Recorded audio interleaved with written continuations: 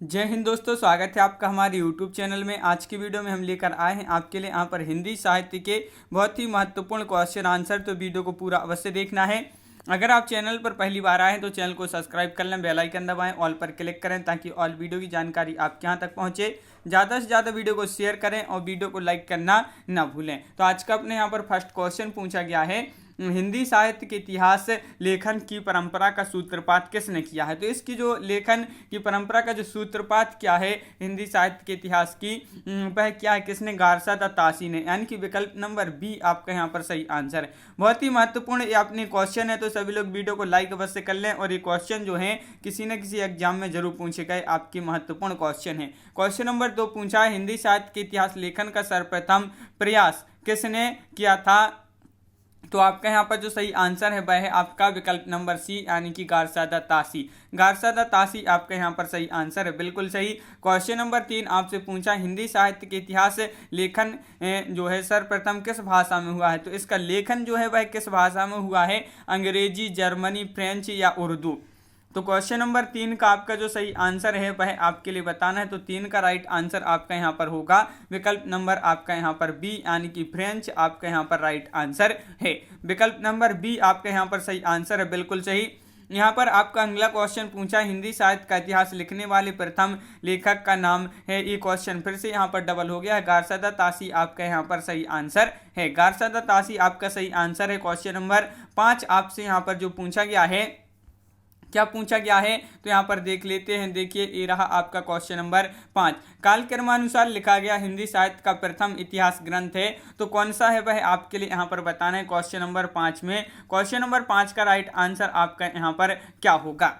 कालक्रमानुसार लिखा गया हिंदी साहित्य का प्रथम इतिहास ग्रंथ है, तो आपका यहाँ पर सही आंसर है the modern vernacular literature of Hindustan, यानी कि विकल्प नंबर डी आपका यहाँ पर सही आंसर है। विकल्प नंबर डी आपका राइट आंसर है, बिल्कुल सही। क्वेश्चन नंबर आपका यहाँ पर 6 पूछा है, इस्तवार द ला लितरेतुत हिंदुस्तानी नामक हिंदी साहित्य के इतिहास ग्रंथ के लेखक का नाम बताना है। Garcin de Tassy, Shakespeare, George Grierson या विलियम वर्ड्सवर्थ। तो ये आपके 4 विकल्प हैं। तो इसके लेखक बताना है, तो इस इतिहास ग्रंथ के जो लेखक हैं गारसा द तासी हैं, यानी कि विकल्प नंबर 1 आपका सही आंसर है, बिल्कुल सही। विकल्प नंबर 1 आपका राइट आंसर है। क्वेश्चन नंबर आपका 7 है, यहाँ पर हिंदी साहित्य का पहला इतिहास लिखा गया था संस्कृत भाषा में, फ्रेंच भाषा में, जर्मन भाषा में या अंग्रेजी भाषा में। तो सभी के लिए पता है क्वेश्चन नंबर 7 का राइट आंसर क्या होगा। महत्वपूर्ण क्वेश्चन पूछा गया है। तो हिंदी साहित्य का पहला इतिहास जो है लिखा गया था फ्रेंच भाषा में। विकल्प नंबर सी आपका यहाँ पर सही आंसर है, फ्रेंच भाषा में लिखा गया था, बिल्कुल सही। विकल्प number C right answer. Question number 8 आपसे पूछा, हिंदी का प्रथम व्याकरण लिखने वाले विद्वान, हिंदी का प्रथम व्याकरण लिखने वाले विद्वान हैं, तो कौन है, ये आपके लिए यहाँ पर क्वेश्चन नंबर 8 में बताना है। तो 8 का आपका जो सही आंसर है वह आपका यहाँ पर राइट आंसर है। 2009 में पीजीटी में पूछा गया क्वेश्चन है, और जोशुआ कैटलर आपका यहाँ पर राइट आंसर होगा। विकल्प नंबर 1 आपका यहाँ पर सही आंसर है। क्वेश्चन नंबर आपका यहाँ पर जो अगला पूछा गया है, क्या पूछा गया, तो यहाँ पर देख लेते हैं क्या है। तो क्वेश्चन नंबर 9 है, आपसे यहाँ पर पूछा गया है कि हिंदी साहित्य के इतिहास को व्यवस्थित रूप देने का श्रेय किसको है। शिवसेन सेंगर या जॉर्ज गिरेसन या आचार्य रामचंद्र शुक्ल या मिश्र बंधु। तो क्वेश्चन नंबर 9 का आपका जो सही आंसर है वह आपका यहाँ पर क्या होगा राइट आंसर। तो 9 का आपका बी राइट आंसर है, आचार्य रामचंद्र शुक्ल। हिंदी साहित्य के इतिहास को व्यवस्थित रूप देने का श्रेय जो जाता है आचार्य रामचंद्र शुक्ल जी को जो है इसका श्रेय जाता है। क्वेश्चन नंबर आपका यहाँ पर 10 पूछा गया है, आचार्य रामचंद्र शुक्ल का हिंदी साहित्य का इतिहास मूलतः किस कृति की भूमिका के रूप में लिखा गया था, ये आपके लिए बताना है। तो क्वेश्चन नंबर 10 का राइट आंसर क्या होगा, यहाँ पर 4 विकल्प दिए गए हैं। क्वेश्चन नंबर 10 है, महत्वपूर्ण क्वेश्चन है, और क्वेश्चन नंबर 10 का आपका जो सही आंसर है वह है आपका यहाँ पर हिंदी शब्द सागर आपका राइट आंसर है। विकल्प नंबर बी आपका यहाँ पर सही आंसर। 2017 में ये क्वेश्चन पूछा गया, महत्वपूर्ण क्वेश्चन है। क्वेश्चन नंबर 11 यहाँ पर पूछा है, आचार्य रामचंद्र शुक्ल द्वारा रचित हिंदी साहित्य का इतिहास का प्रकाशन वर्ष क्या है। इसका प्रकाशन वर्ष आपके लिए यहाँ पर बताना है, क्या है इसका प्रकाशन वर्ष है। तो 1917 है, 1919 है, 1918, 1929। तो ये 4 विकल्प हैं। और क्वेश्चन नंबर 11 का आपका 1929 यानी कि विकल्प नंबर डी आपका यहाँ पर सही आंसर है। विकल्प नंबर डी राइट आंसर है, बिल्कुल सही। क्वेश्चन नंबर 12 आपसे यहाँ पर पूछा गया है, इनमें से वह कौन सी रचना है जिससे मूलतः हिंदी शब्द सागर की भूमिका के रूप में लिखा गया था किंतु बाद में उसे स्वतंत्र ग्रंथ भी बना दिया था। तो ये आपके लिए यहाँ पर बताना है क्वेश्चन नंबर 12 में क्या होगा राइट आंसर, कौन सी रचना है वह। तो आपका यहाँ पर सही आंसर विकल्प नंबर सी आचार्य रामचंद्र शुक्ल कृत हिंदी साहित्य का इतिहास। इसको जो है जैसे मूलतः हिंदी शब्द सागर की भूमिका के रूप में लिखा गया था इसको, और किंतु बाद में उसे एक स्वतंत्र ग्रंथ हिंदी साहित्य का इतिहास नामक एक स्वतंत्र ग्रंथ इसको बना दिया था। आचार्य रामचंद्र शुक्ल जी द्वारा कृत है। क्वेश्चन आपका यहाँ पर जो 13वां क्वेश्चन पूछा गया है वह क्या पूछा गया है, तो यहाँ पर देख लेते हैं। क्वेश्चन नंबर 13 आपका यहाँ पर क्या है, देखिए आंग्ल भाषा में लिखा गया हिंदी साहित्य का इतिहास स्केच ऑफ हिंदी लिटरेचर के जो लेखक हैं वह कौन है, तो Hindi literature sketch of Hindi literature के यहाँ पर लेखक पूछा है। तो आपका यहाँ पर जो सही आंसर है क्वेश्चन नंबर 13 में वह आपका यहाँ पर राइट आंसर विकल्प नंबर आपका यहाँ पर बी राइट आंसर पादरी एडसन ग्रीव्ज आपका यहाँ पर सही आंसर है। आंग्ल भाषा में लिखा गया जो है हिंदी साहित्य का इतिहास स्केच ऑफ लिटरेचर के जो लेखक पादरी एडसन ग्रीव्ज हैं, और पादरी एफ.ई. के द्वारा हिंदी साहित्य का इतिहास हिस्ट्री ऑफ हिंदी लिटरेचर नाम से प्रकाशित हुआ था। The modern vernacular literature of Hindustan के लेखक जॉर्ज गिरेसन है। क्वेश्चन नंबर आपका यहाँ पर 14वां पूछा गया है कि गिरेसन कृत the modern vernacular literature of Hindustan का हिंदी अनुवाद किसने किया था, तो इसका जो हिंदी अनुवाद क्या है भाई किसने किया है इसका हिंदी अनुवाद, तो आपका यहाँ पर सही आंसर होगा क्या होगा राइट आंसर, इसका हिंदी अनुवाद जो क्या है भाई क्या है डॉक्टर किशोरी लाल गुप्त, यानी कि विकल्प नंबर 1 आपका राइट आंसर होगा।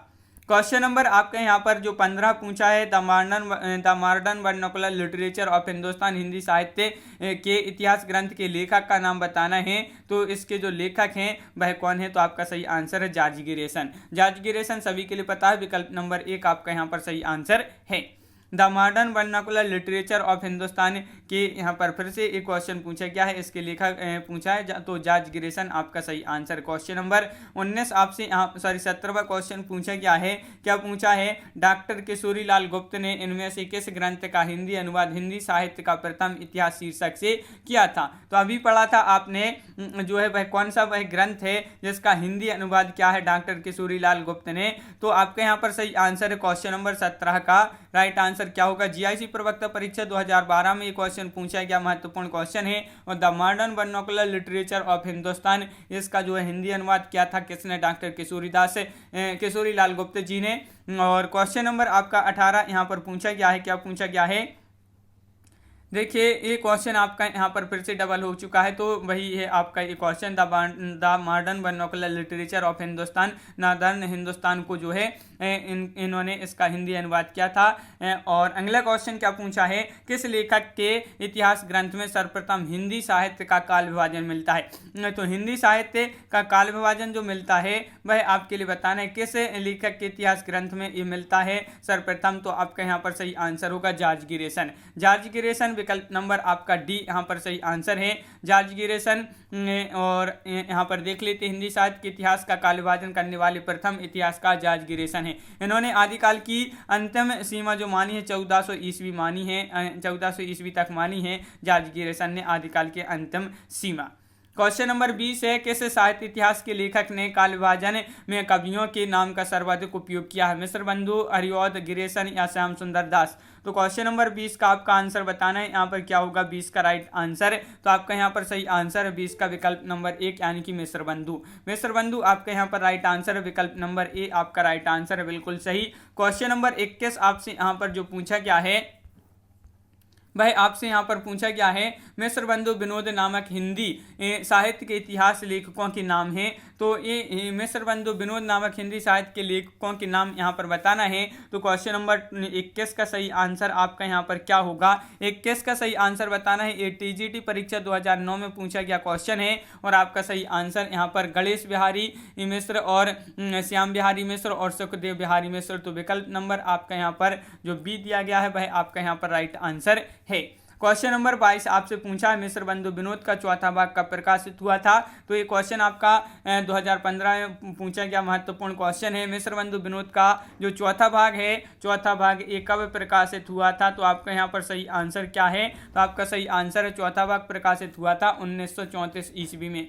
विकल्प नंबर 1 आपका यहाँ पर सही आंसर है, बिल्कुल सही। क्वेश्चन नंबर आपका 23 पूछा मिस्र बंधु विनोद कितने भागों में प्रकाशित हुआ। 3 भाग, 1 भाग, 4 भाग, 2 भाग। तो आपका यहाँ पर क्वेश्चन नंबर 23 का जो राइट आंसर है, मिस्र बंधु विनोद जो है कितने भागों में प्रकाशित हुआ। तो आपका सही आंसर है 4 भागों में, 4 भागों में। विकल्प नंबर 1 आपका यहाँ पर सही आंसर है, बिल्कुल सही। मिस्र बंधुओं ने परिवर्तन काल की समय सीमा निर्धारित की है। तो यहाँ पर आपके लिए बताना है 24 का सही आंसर। तो क्या होगा राइट आंसर बताइए। क्वेश्चन नंबर 24 का सही आंसर। तो मिस्र बंधुओं ने जो परिवर्तन काल की समय सीमा निर्धारित की है वह क्या की है। तो आपका सही आंसर है यहाँ पर विकल्प नंबर 1 संवत 1890 विक्रम संवत 1825 1925 आपका यहाँ पर विकल्प नंबर जो 1 है वह आपका राइट आंसर है। यहाँ पर आपका क्वेश्चन नंबर जो अगला पूछा गया है, क्वेश्चन नंबर है आपका 25 की आचार्य रामचंद्र शुक्ल ने प्रथम उत्थान का समय कब से कब तक निर्धारित किया। तो प्रथम उत्थान का जो समय निर्धारित क्या है, ये कब से कब तक निर्धारित क्या है। क्वेश्चन नंबर 25 का आंसर बताना है आचार्य रामचंद्र शुक्ल जी ने।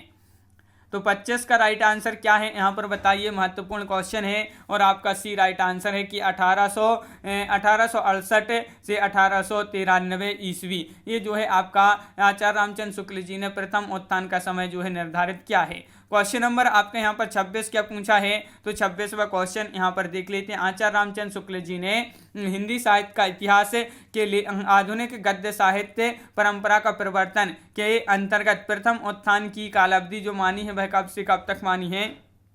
तो क्वेश्चन नंबर 26 का आपका जो सही आंसर है, इसकी जो कालावधि मानी है वह संवत 1925 से जो है 1950 विक्रमी तक आपका विकल्प बी राइट आंसर होगा।